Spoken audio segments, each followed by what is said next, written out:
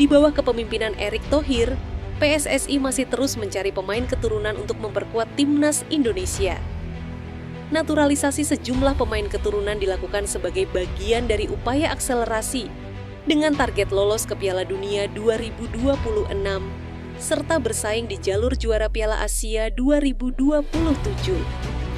Analis sepak bola memprediksi bahwa saat timnas Indonesia menghadapi Cina dan Jepang pada 5 serta 10 Juni 2025, beberapa pemain keturunan yang telah dinaturalisasi akan tampil. Lalu siapa saja pemain yang dimaksud? 1. Pascal Struijk, Leeds United. Pascal Struijk bisa dikatakan sebagai kepingan terakhir yang melengkapi lini pertahanan timnas Indonesia.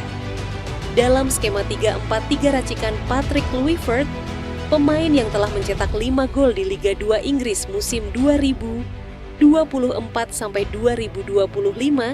ini dapat berperan sebagai bek tengah di sisi kiri. Petinggi media Belanda, Voetbal Premier, Denny van Laar, pernah mengungkapkan bahwa Pascal Struijk mendapat izin untuk memperkuat skuad Garuda.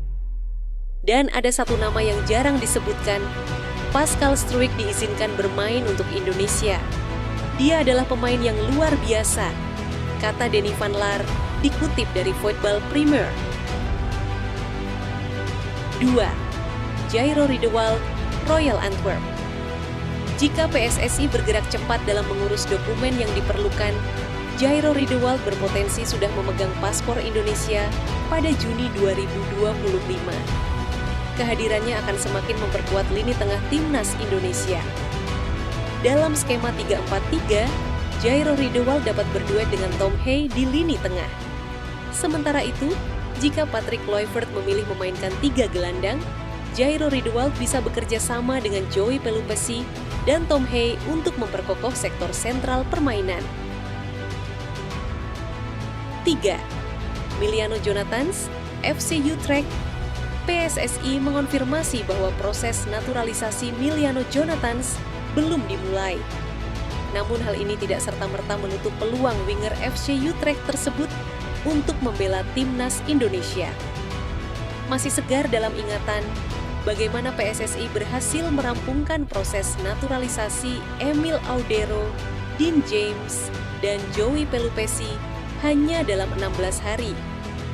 Jika Miliano Jonathans bergabung, winger berusia 20 tahun ini berpotensi membentuk trio lini depan yang mematikan bersama Ole Romeni dan Ragnar Oratmangun di skuad Garuda.